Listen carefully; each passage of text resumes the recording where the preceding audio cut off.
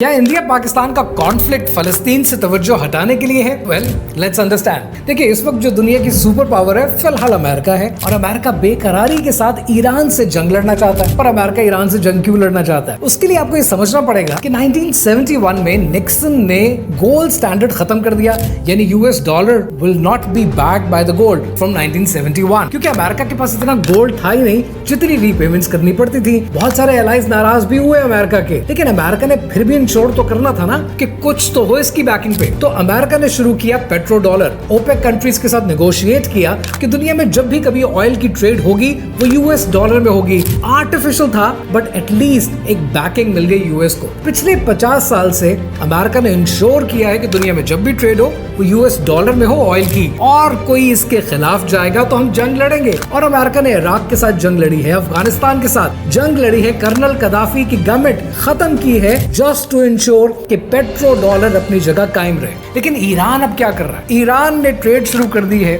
China के साथ मिलकर, वो भी आरएमबी में, यानी यूएस डॉलर में नहीं, चाइना की करेंसी में।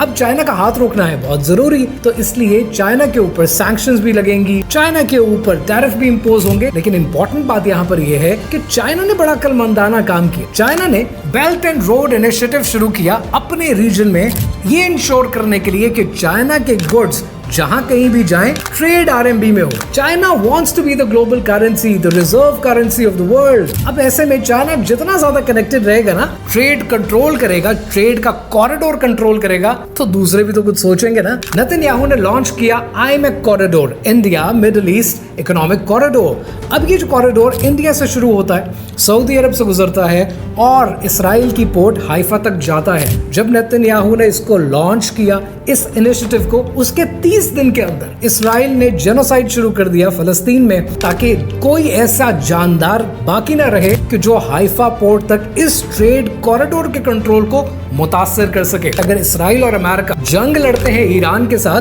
तो उसकी वजह यह है कि इसराइल के इस पूरे ख्वाब को कोई रोक सकता है तो वो सिर्फ ईरान रोक सकता है, और ईरान की अगर कोई मदद कर सकता है तो वो पाकिस्तान कर सकता है। तो इससे पहले कि पाकिस्तान मदद के लिए आए, इसको कहीं और उलझा दो। Hence Pahalgam, hence water crisis, hence US की खामोशी, हेंस पाकिस्तान इंडिया कॉन्फ्लिक्ट। ये सब बातें आपके लिए जानना इसलिए जरूरी है कि कभी इसराइल ने और अमेरिका ने अटैक किया ईरान पर, तो शायद आपको शिया सुन्नी फसाद में फंसा दिया जाए। लेकिन आपने ये जानना है कि ऐसी सिचुएशन में आपने साथ देना है ईरान का, क्योंकि ईरान खड़ा है इसके खिलाफ, और इस जालिम को, इस बर्बरियत के निशान को और इसके वजूद को हम नहीं मानते।